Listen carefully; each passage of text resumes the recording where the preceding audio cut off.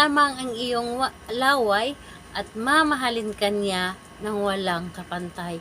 Mamahalin ka niya na higit pa sa kaniyang sarili.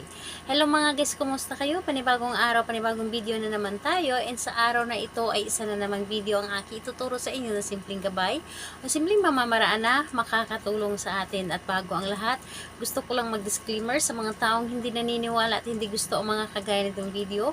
Please skip this video and maghanap kayo ng videos na gustong gusto nyo dahil ang video na ito ay para lamang ito sa mga taong naniniwala and gusto mag-try.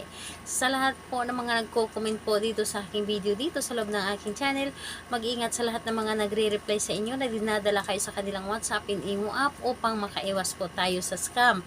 Ngayon po ituturo ko sa inyo paano tayo mamahalin ng higit pa sa kanilang sarili. Paano tayo mamahalin ng ating partner na tayo lamang ang mamahalin, yung tipong wala tayong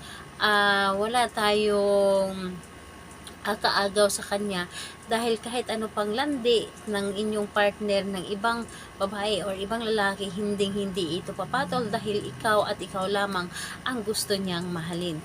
Ito ay pwedeng gawin sa parehas ang kasarian, babae ito babae and lalaki ito lalaki. Siyempre naman sa ating babae at lalaki na mag-partner. And pwedeng mo itong gawin kahit na kayo ay magkalapit at magka-LDR sa isa't isa. Dito po ay kailangan lamang natin dito ng iyong laway. Huwag na kayong mangdiri sa inyong laway dahil sa inyo din naman po ito nanggaling. And kailangan natin ng isang maliit na pirasong papel.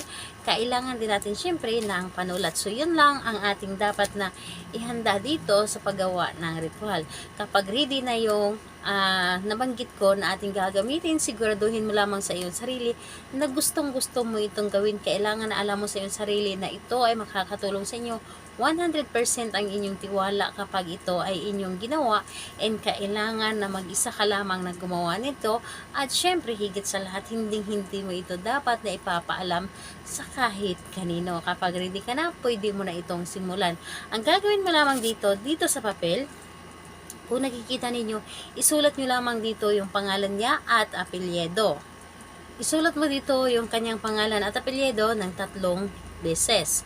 So 3 ulit mo itong isulat yung kanyang pangalan at apelyido, at kapag naisulat nyo na dito yung pangalan niya at apelyido, kumuha kayo ng inyong laway gamit ang inyong hintuturo. Kumuha kayo ng inyong laway at ipahid po dapat dito mismo sa kanyang pangalan. Dito sa 3 line na ito, dito, dito, at dito. So, sa 3 line ng pangalan niya at apelyido, kailangan na pahiran mo ito ng laway. Dapat po ay mabasa ito ng inyong laway. So, ayun po, habang basa ito, yung papel, habang basa ang papel ninyo ng inyong laway, itupi po ninyo ito ng papunta sa inyo. Dahil kapag basa yung papel, gamit ng inyong laway, ito ay magdidikit. Kaya naman, yung partner ninyo ay talagang kayo at kayo lamang ang mamahalin niya. Kayo lamang ang mamahalin niya na walang kapantay, didikit at didikit ito sa inyo. At kayo lamang ang laging laman ng kanyang isipan. Pagkatapos mo ito at wala na kayong iba pang sasabihin o wala ka ng ibang sasabihin, dahil habang ginagawa mo ito, iniisip mo yung target mo. Kaya naman pagkatapos nito, ang gagawin po ninyo, pwede ninyo siyang ilagay sa likod ng inyong cellphone or pwede siyang ilagay sa ilalim ng inyong unan. Pili lamang kayo kung saan mo na gusto itong ilagay. Pwede sa ilalim ng inyong unan, pwede din po sa likod ng inyong cellphone. So, ayun po.